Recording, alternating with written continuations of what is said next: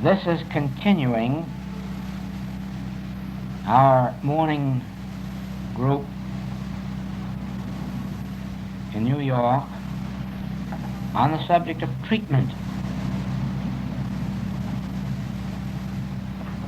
And it is Reel 2 of the New York Practitioner class. Now, this is the point that I wish to make that simplifies healing work if you catch it. But it is the one point on which, I suppose 99% of us fall down. And it is the one point that is never covered in any metaphysical teaching. Not Christian Science, not Unity, not New Thought. It is not covered any place. It is something that I call the middle path.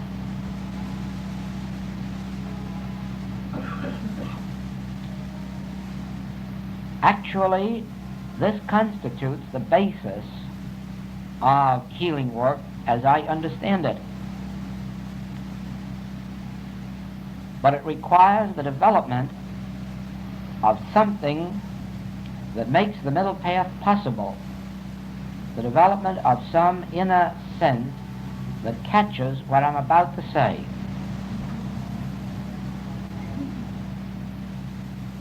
We have a patient called John Jones. And John Jones asks for help because he's ill.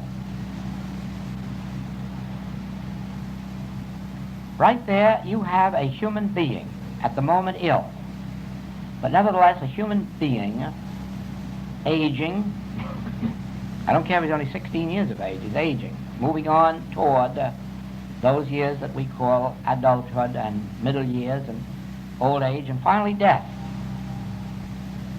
That's the picture that is presented to you. In your metaphysical practice, the idea is to take John Jones and make him well.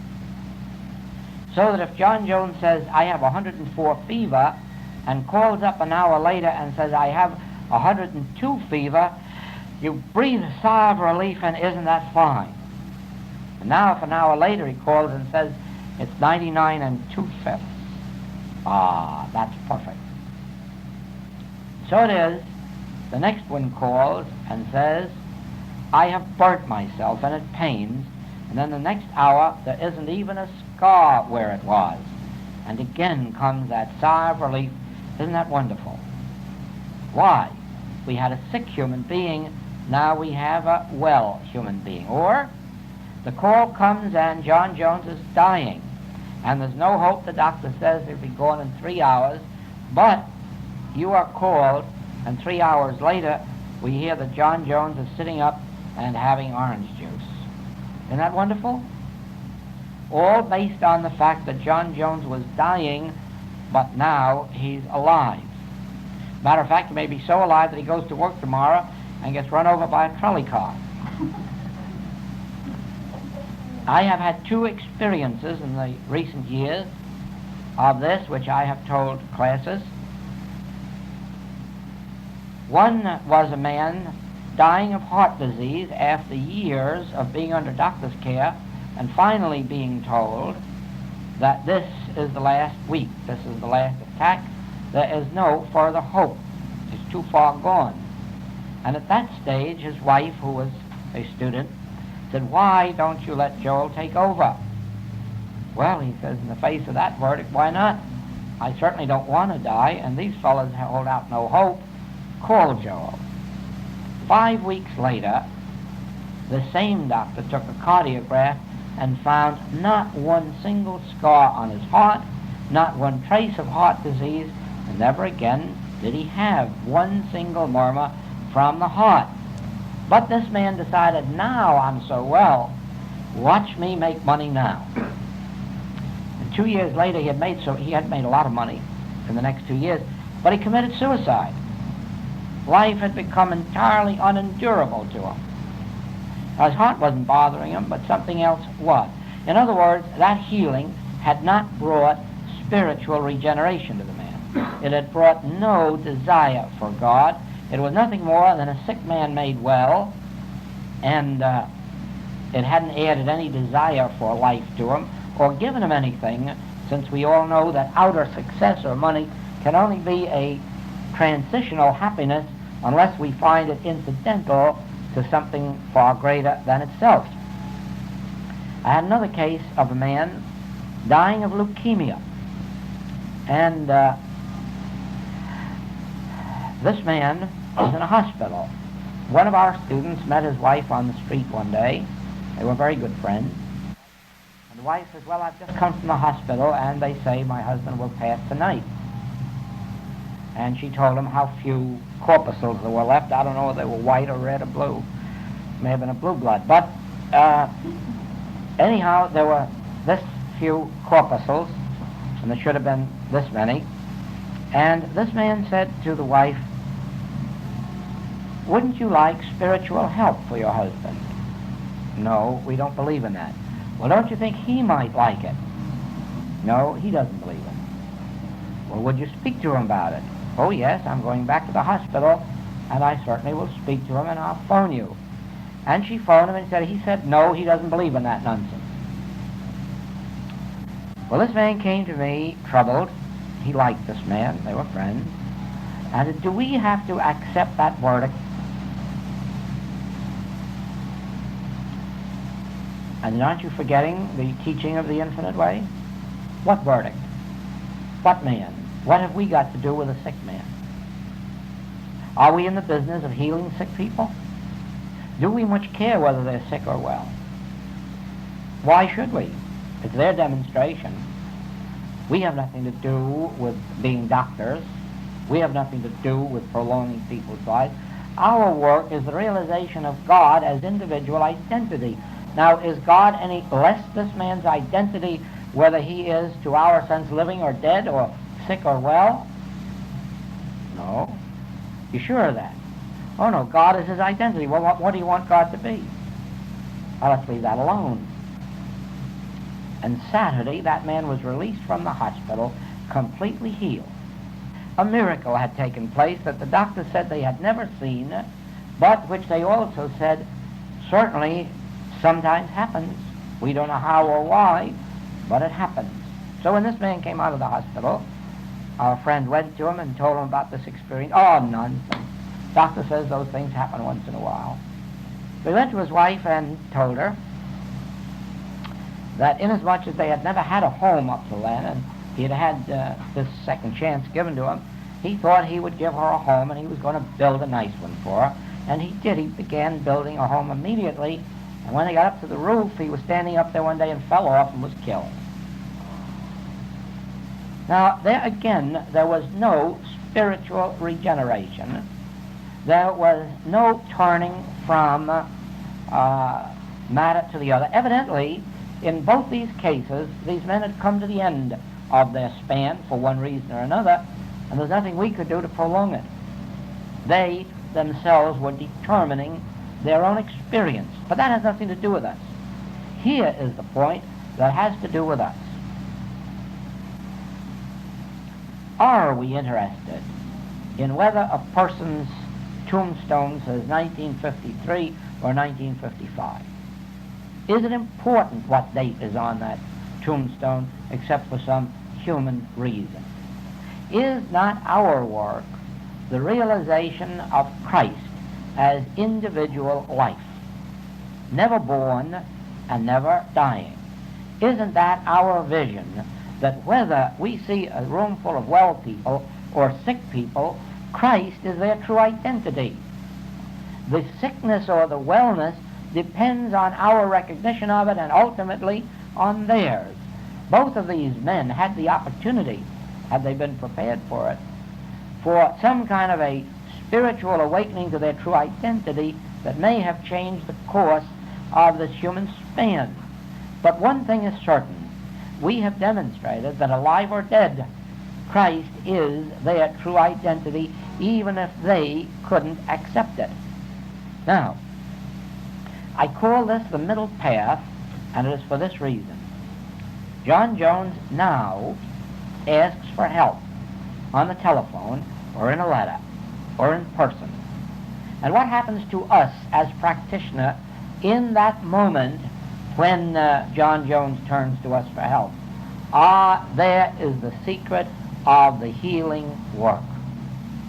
Are we going to try to improve John Jones, or are we going to sit there in the realization of Christhood? That is the point. The moment you enter into a human sympathy with John Jones, the moment you enter into a desire to heal him or improve him or reform him or correct him, you are on the basis of human regeneration, and when you're through, you'll still have a human being. Now, that is not our function. We are not psychologists. We are not psychiatrists. And above all, we are not medical doctors. That is not our function. Our function is a revelation of God as individual you and me. Our function is the realization of our Christhood. Now, I don't care whether it is the thief on the cross. Please remember, the Christhood is the same. That is why the Master could take him into paradise tonight. He had no period to go through of reform or regeneration or punishment, and he had no karma to work out. If your sins are scarlet, ye are white as snow. When? When you turn for the recognition of your Christhood. Oh, you say, but I sin again tomorrow. That has nothing to do with it. You may sin tomorrow and the day after and next week too. That is no more important than if your pain lasts today, tomorrow, next week, and next year. Not at all. What counts is that you have turned to the realization of your Christhood. Now, if you turn to one who can bring it forth into manifestation, it will come. Whether it comes instantaneously, as in those cases, or whether, as in some of our other cases, it is a slow process of moving out of material consciousness into spiritual consciousness, makes no difference. You can see where it might have been far better had these two not had instantaneous healings and been compelled to dig in and desire life and work at it until they come to their realization that who had an instantaneous healing that, so far as they were concerned, was just physical disease becoming physical health. Most of you here know the story of my very good friend and very long-time friend, Kate Buck. It is a matter of more than 60 years ago when Kate Buck was given up to die. Materia Medica had no hope for her at all. And in those days, surgery was a very risky thing, and she was advised not to try it. And so, in that condition, Kate Buck turned to Christian Science, which was a very young thing at the time. And Kate Buck had a very prosperous husband, so that she could afford the best practitioners and the best teachers in Boston, and she had them. But for 9 years she lived on without a healing. She lived on always just in the verge of dying or getting a little better or sinking back. But she did hang on for 9 years. But in this 9th year period, it was very evident that she couldn't hold on much longer. She was going. And at that point, Kate says to herself, it can't be helped. I'm going. I might as well stop trying to be healed. I've done everything I can, so have these good practitioners and teachers. I think I'll spend my last weeks just trying to find out about God, so that when I make the transition, at least I'll be a little closer to an understanding. And the moment she gave up trying to be healed and looked for God, she was healed. And Kate Buck remained with us until she was 96 years of age. And for more than 50 of those years, she was one of the finest Christian Science practitioners in the entire movement. Did wonderful, wonderful healing work. But she had learned, you see, that you cannot heal physical disease. That isn't the function of real, true, spiritual Christian Science any more than it is the function of the infinite way. As we give up our nets, not seek to have our nets filled with more fish. That really seems to exemplify the whole thing.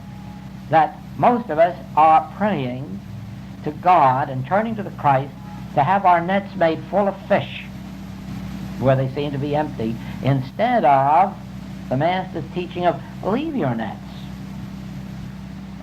Leave your father. Don't go seeking companionship. Leave your companionship. Seek my companionship and see what happens. Ah, there we have it. We have a new dimension, another plane of consciousness in which we do not seek the human good. We do not seek human companionship. We do not seek human supply. We do not seek human anything, but rather we seek to leave those, to forsake them. Mother, father, sister, and brother, for my sake. And then what happens? We gain the spiritual sense of parenthood, childhood, husbandhood, wifehood. So it is with health. The moment you take the middle path, the moment you have this inner faculty that enables you, when the call comes, to disregard John Jones and all his ails and ills, and say, wait a minute, what am I doing? What is my mission? There's only one Son of God, and that's Christ. I have nothing to do with the infinite forms and varieties in which it appears.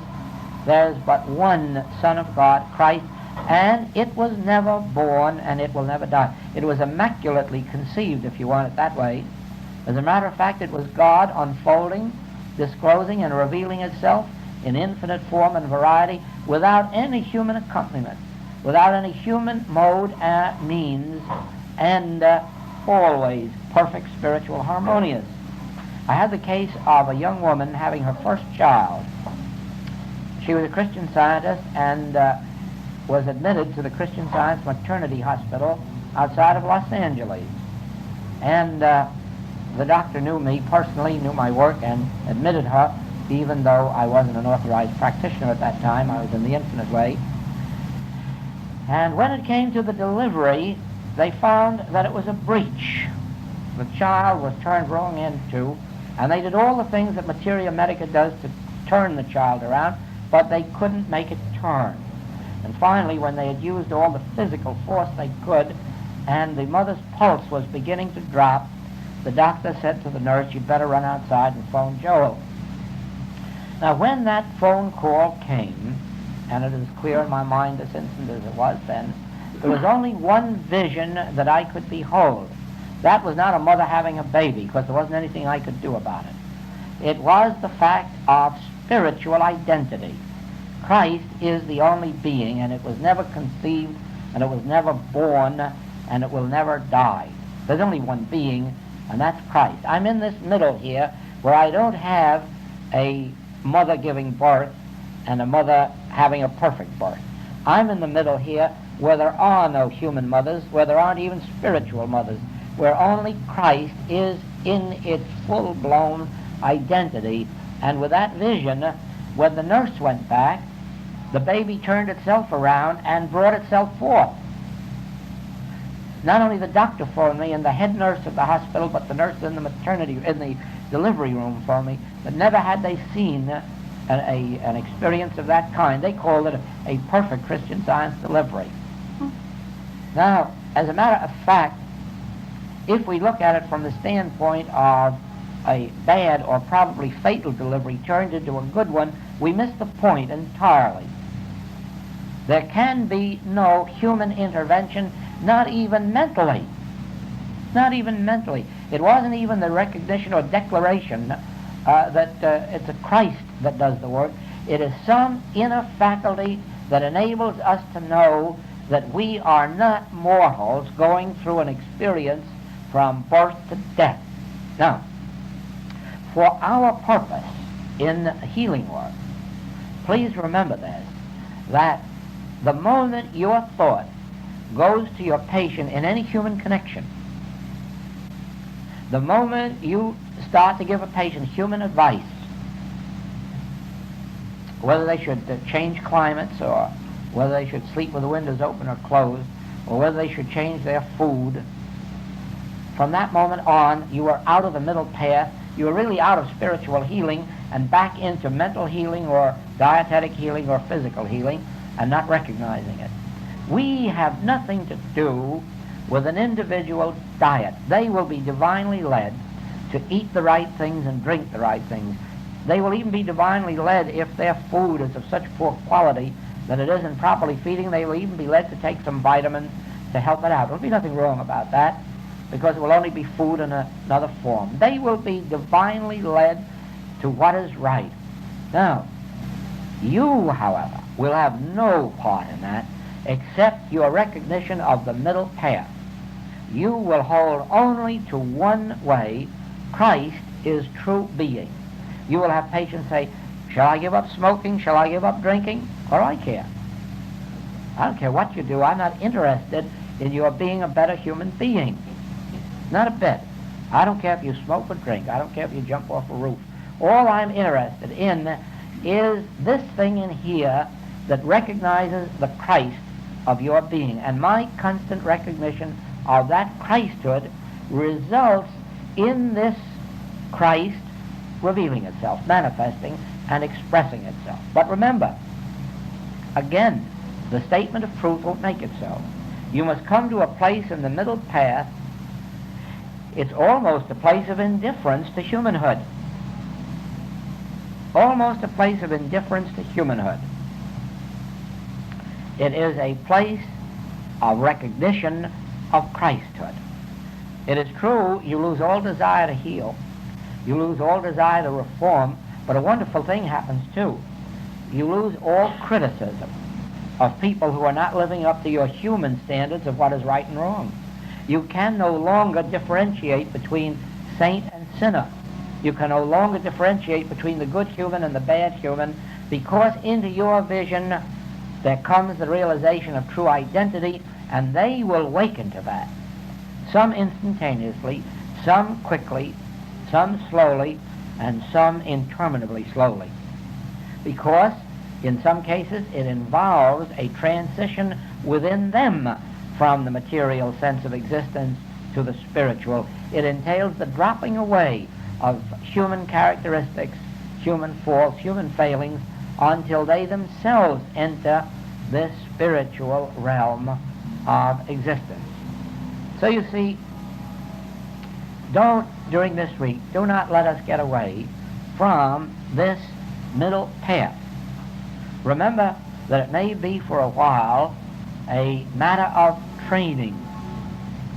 A matter of training yourself to an utter indifference of the human picture while you stand on spiritual integrity, while you stand on the Christhood of the individual. That doesn't mean that as the temptation comes to you to believe that you have some sickness to overcome, that you will not also be consciously rising, wait a minute, I'm not using God as a power to do something here. I'm not turning to God for a miracle. I am standing fast in the realization of, in spiritual living, we need no miracles. In spiritual living, harmony already is. And that brings you back to that word, is. It isn't such a difficult thing to be on the middle path if you have the help of the word is. Because always, if you are tempted to do something to improve the scene, you can come back, no, wait a minute, it already is. Already is. Is the only truth. Is. Hold to that is. Then you lose the temptation to try to make it become so. Do you see that? Now,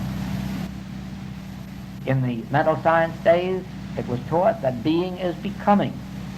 Being can't be becoming. Being is. Is. It may be coming to our awareness.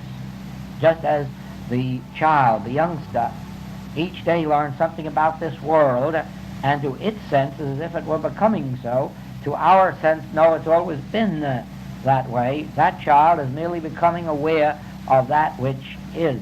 So we spiritually may be learning new truths each day, or thinking we are, but actually we aren't. We're becoming aware of that which is.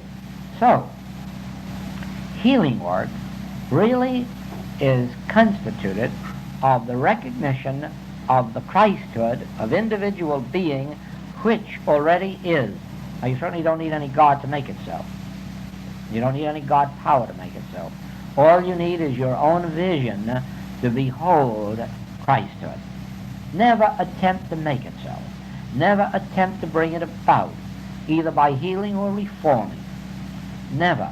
Stand fast in the middle path of the realization of Christhood, and let the good human and the bad human be what they are at any given moment. Let the sick human and the well human be whatever they are at any given moment. Don't feel elated about 99 and 2/5 temperature, because it can change down or up in a second. We have no temperature. We have only Christhood. Don't be elated about the lump going down, and don't be alarmed about the lump going up. You have nothing to do with lumps. You have to do with Christhood. Your vision is not the changing of physical conditions. Your vision is a vision of eternal, infinite Christhood. I am with you. Before Abraham, I am with you. I am with you unto the end of the world. This Christhood is a permanent identity. It is not one that someone can heal us of or make us into. Not even Jesus Christ coming to earth could make Christhood. Christhood was the established being. He revealed it to the ignorant thought, just as Mrs. Eddy revealed it and Mrs. Unity revealed it, and we are revealing Christhood. The only thing is that at this particular stage, our work is going a step beyond those in the fact that we are not concerned with mental causes for physical disease. We're not even concerned with moral causes for physical disease. We are not interested in changing humanhood. We have now come to the point of the Master's revelation where he says, my kingdom is not of this world. Who made me a judge over you? Who made me a divider? No, I am not going to get up an army and free you either from Rome or from the Hebrew church. You stay in that slavery as long as you're humans. Maybe it'll wake you up and bring you to the realization of your Christhood. Then you'll not be in bondage to any man or any government or any physical condition or mental or moral condition or financial or economic condition. You will not be freed from error. You will be freed in Christ. Once you are freed in Christ, you're not freed from it. That's why you can't free anyone. You can't free anyone from a bad marriage, and you can't free anyone from a bad job, and you can't free anyone from a bad business, and you'll never free anyone from a concentration camp. You can reveal their spiritual freedom in Christ, and that will break all material, mental, moral, economic fetters. Is that clear? Fine.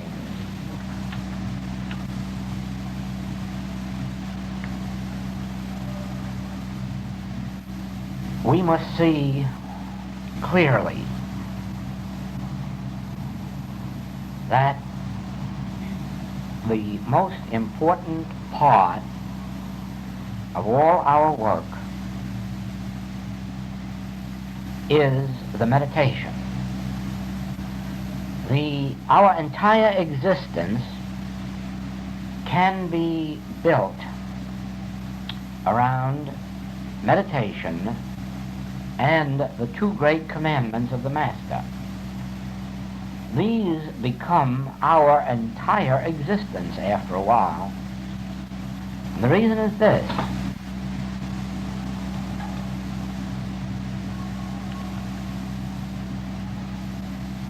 What we learn is not learned so much through the mind as through the soul. In other words,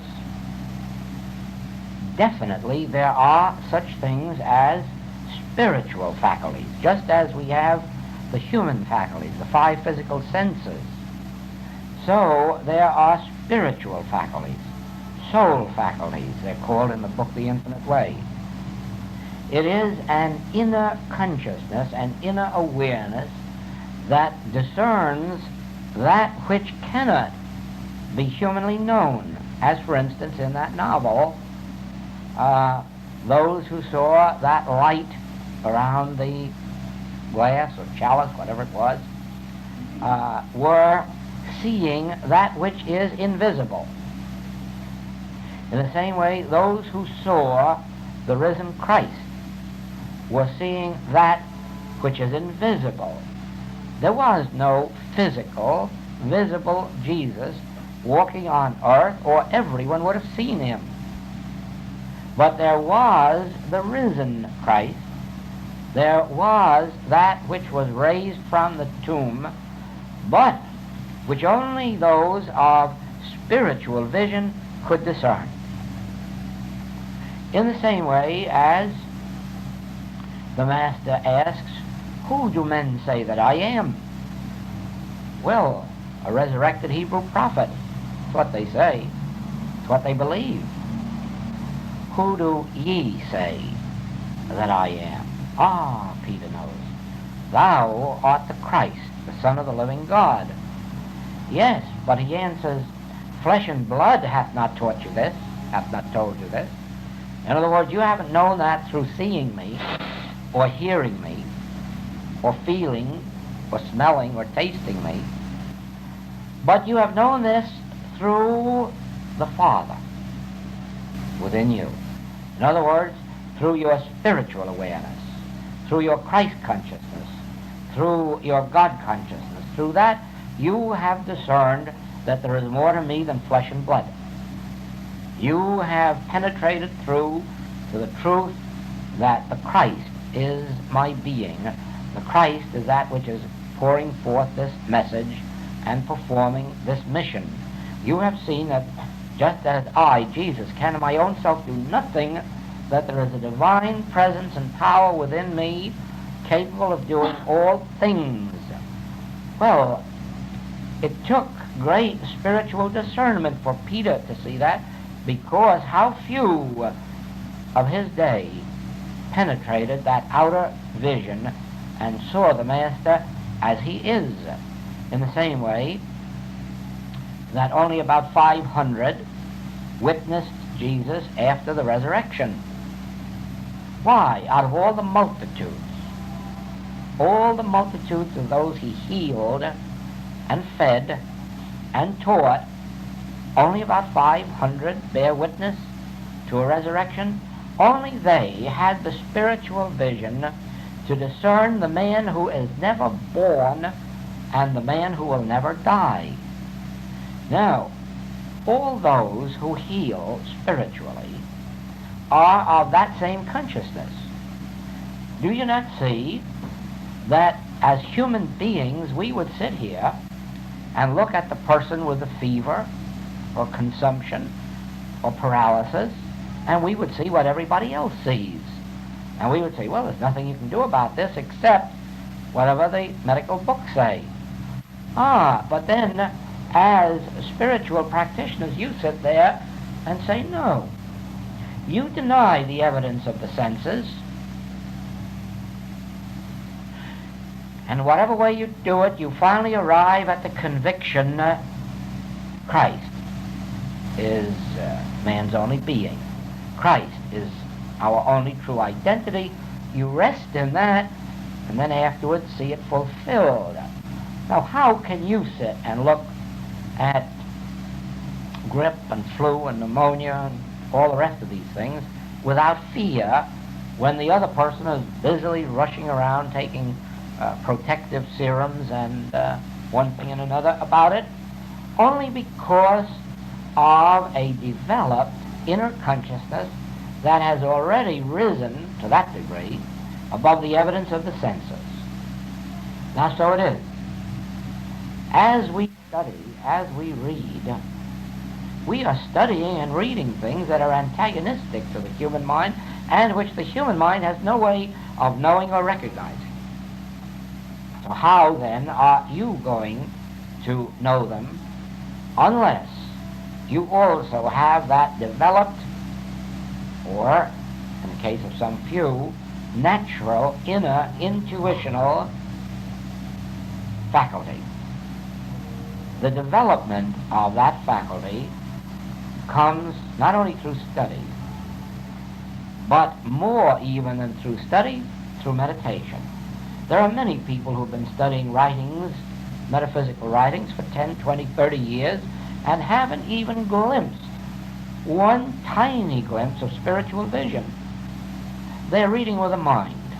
And they never get beyond that point of reading with their mind. At no point does some intuitional thing come in and reveal that which is written between the lines. Take the statement, my kingdom is not of this world, or my peace I give unto you. Now, people read that over and over and over again, my peace I give unto you, and probably they are thinking about the man Jesus who spoke it. And they say, well, what good is it? He isn't here to give us that peace, and that ends it. And yet we come along and we say, oh, my peace. I understand that doesn't mean this human sense of peace. That is something that transcends it.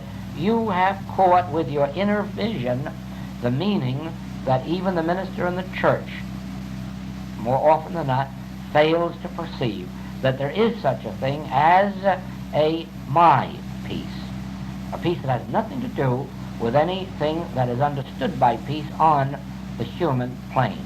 In the same way as it is read, it is written, not by might, nor by power, but by my Spirit, saith the Lord.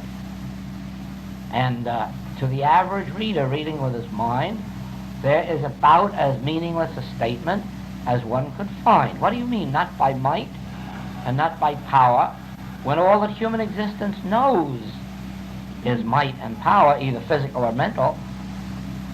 And then you say, well, now, wait a minute. I cannot use physical might in this matter, or even legal might, and I cannot use mental powers. What am I to do?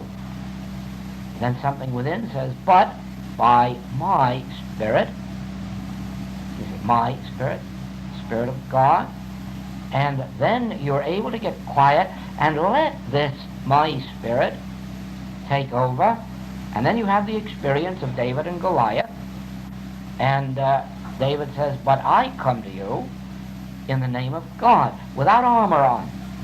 No, he could not fit that physical armor on him. It just wouldn't fit his state of consciousness at all. And so he says, I go out without armor, but I come in the name of the Lord. And in the name of the Lord, he stands there just ready to be cut down, and it doesn't happen. There again, you say, we stand in the presence of sin, disease, lack, limitation, fear, infection, contagion, and we do not surround ourselves by might nor by power, but just with a silence. And we really and truly have faith in that silence. Not just a blind faith. We have an awareness that if we attain a deep enough silence, the entire visible picture will change, and it does. Now, that has all come to you through this inner vision, through this inner ability to discern that which humankind never will. The things of God are foolishness with men. The mortal man cannot know them, Paul tells us. Cannot know the things of God at all. And if ever there is a statement of Paul's that is true, it is that very one, that the natural man perceiveth not the things of God. And you might as well make up your mind to that no matter how much truth you ever know through books, no matter how much truth you ever learn through teachers, you are never going to perceive the things of God unless, in a degree, you do develop this soul consciousness, reveal, unfold, bring forth this inner vision that can see that which is invisible, hear that which is inaudible, and know that which is unknowable. Now, the reading helps that, the hearing helps that, everything we do in the way of lecture work, class work, all it helps. But all these things are merely helps to the main factor, which is the meditation. The meditation must accompany all of our reading and hearing. And that's why I say meditation becomes a mental practice if it's prolonged. It would be far better to sit in meditation for 2 or 3 or 4 minutes and then get up and go about our business than to sit for 2 or 3 hours. It is not possible at this period of our development, I'm speaking now as a general rule, to sit for more than a few moments without the mental faculties coming into play again, thought coming in. And that we must avoid. It would be far better to have 10 periods a day of 2 minutes each than to have one period of 10 hours. There comes a time when we can sit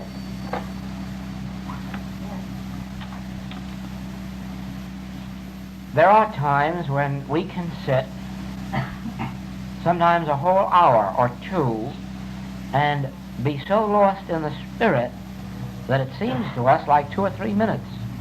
It's only by looking at the clock that you find out that an hour or 2 or 3 has passed. But those experiences are not such that you can say, I can do that at will. It is not possible to do that at will. It is only possible to do that by grace. You can force yourself. Many Orientals force themselves to sit hours and hours and hours in meditation, which isn't a communion with the Spirit.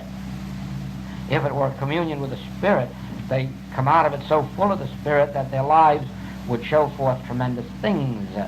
Instead of, in most cases, they show forth very ugly things. But there are those who, through the practice, ultimately do come to where they could sit for 10 years in meditation and really be in communion with the Spirit. But that is an unusual soul. That is a highly developed spiritual consciousness.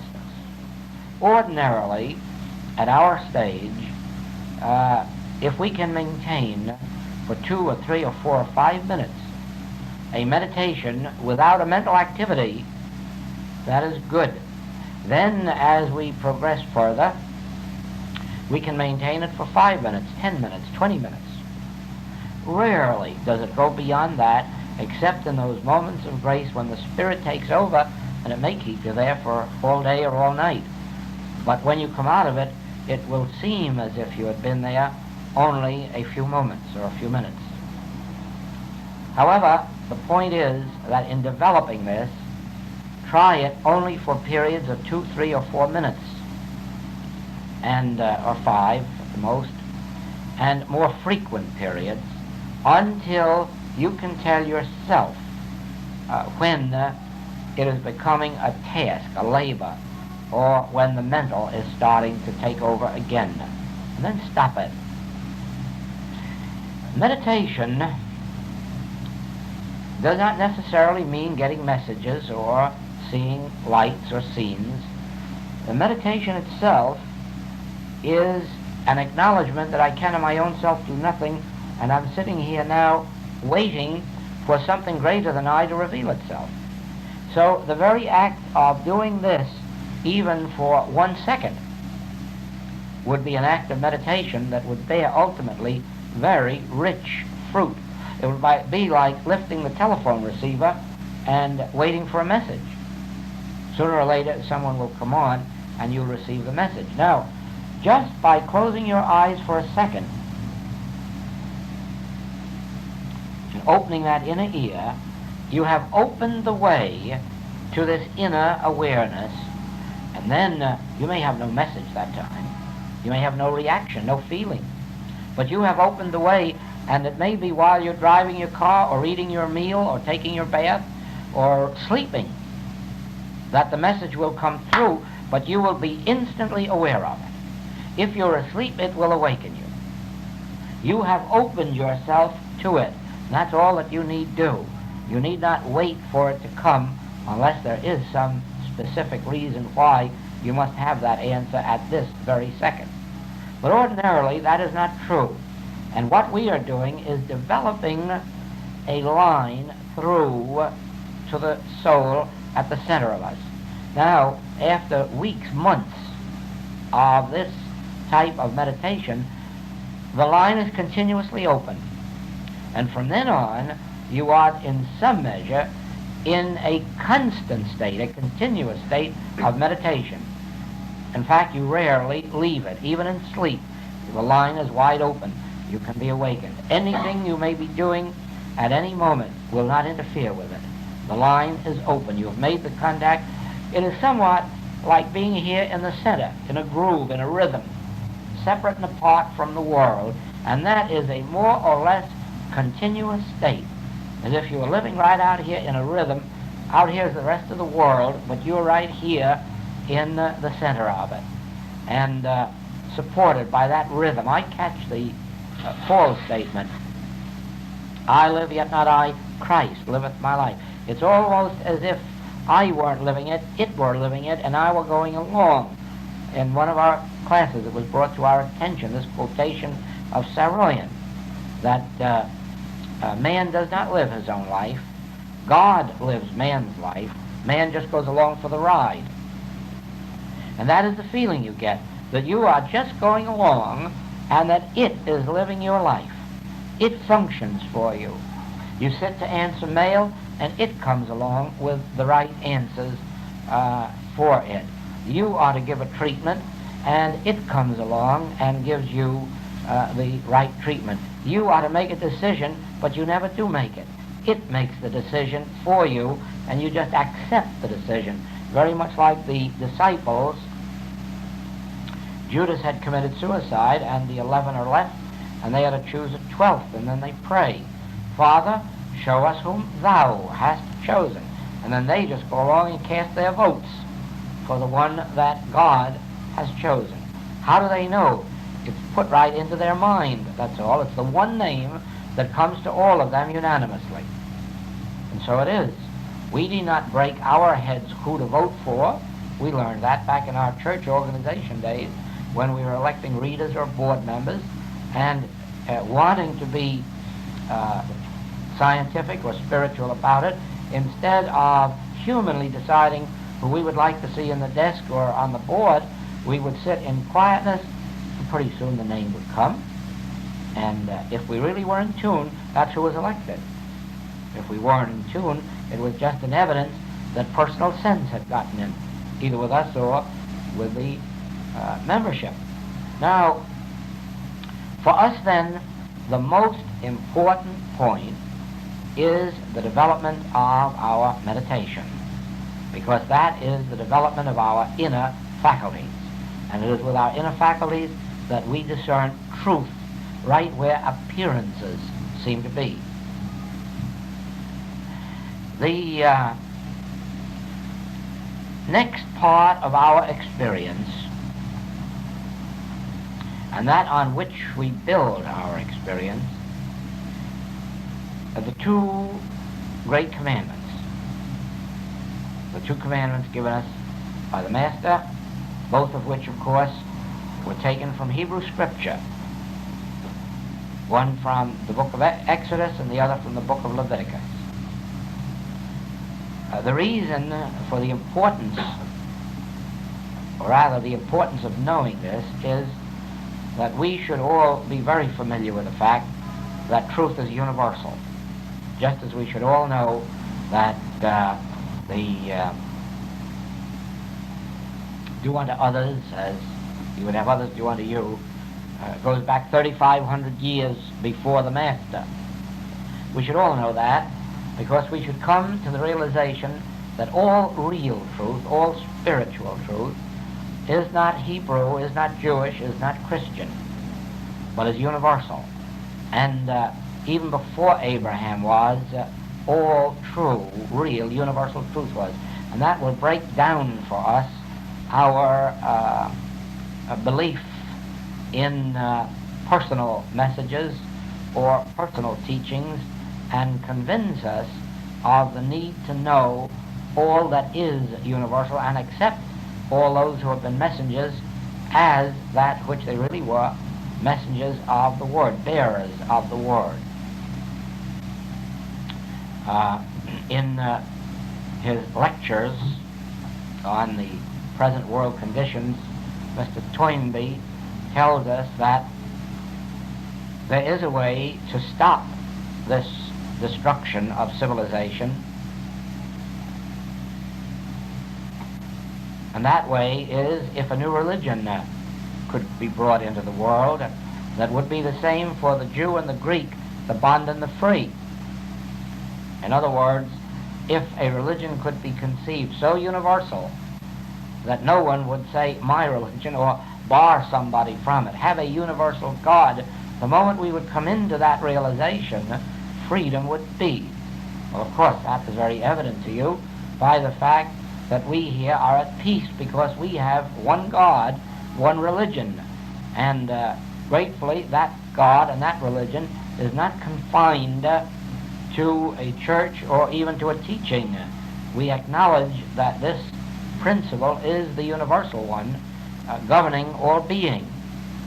And of course, if all men could see that, they'd be as much at peace with each other as we are with each other here.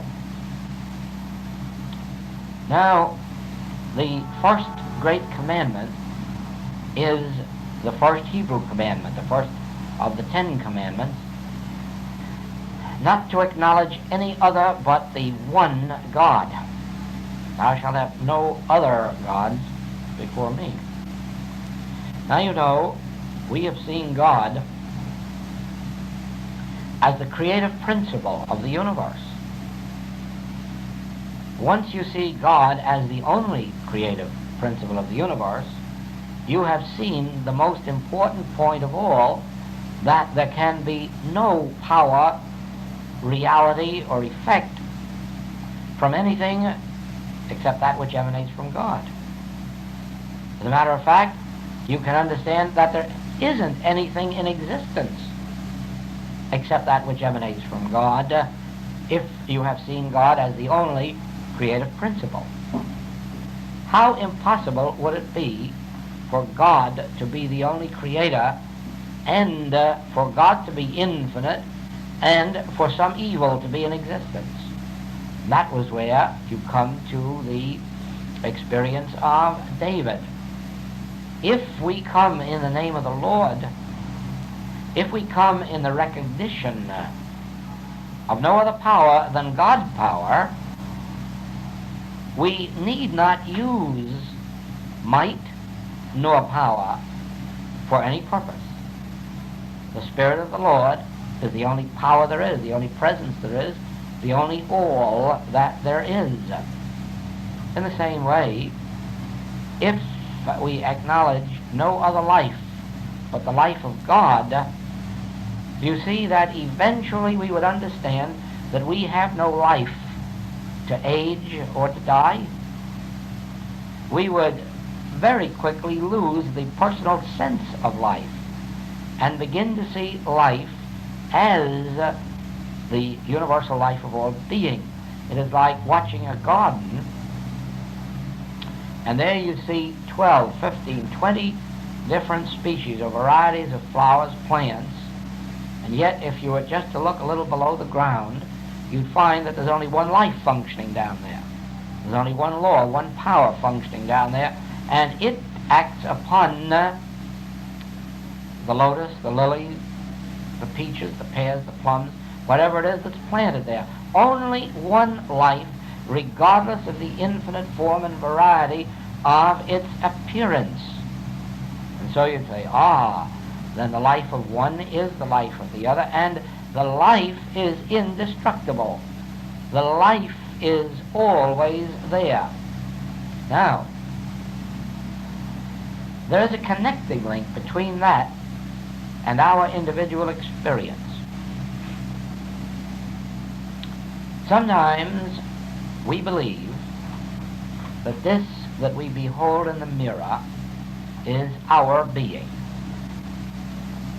And we say, well, everything seems to age, everything seems to die and pass away, the flowers, the leaves. True, the tree remains, and next year you have new flowers or new leaves.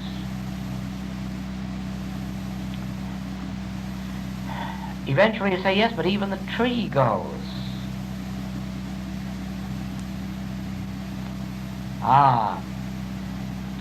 There is the subject of false identity. We are not the tree, and we are not the flowers, and we are not the branches or the leaves. We are the life flowing through. It is as if you were to witness your fingernails being manicured, pared, and the remains of them being thrown in the fire, or your hair being cut and the cuttings being thrown in the fire. And you say, what difference does it make? I am not there. Well, ultimately, you must come to see that they could throw the whole body there, and you wouldn't be there.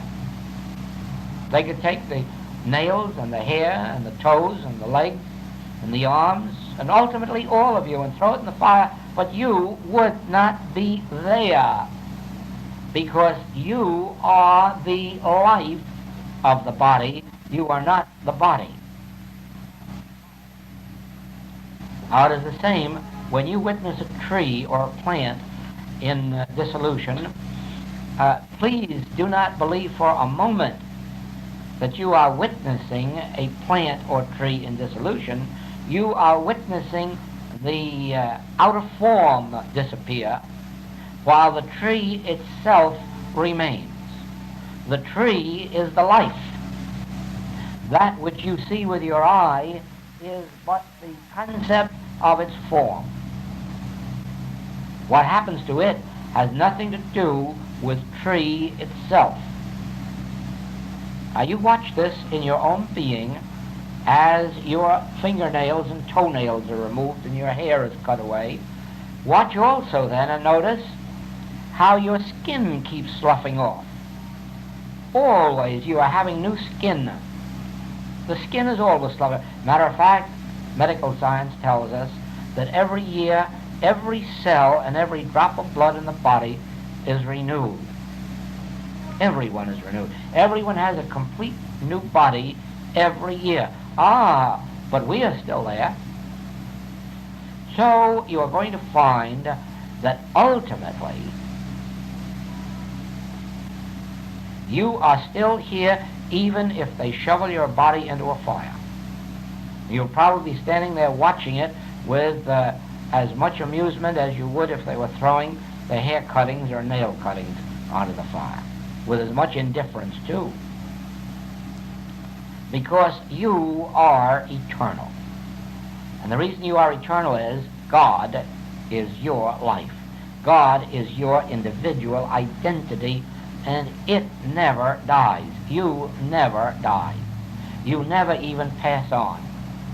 You are always here witnessing these changes of body, which really aren't changes of body so much as they are changes of concepts of body.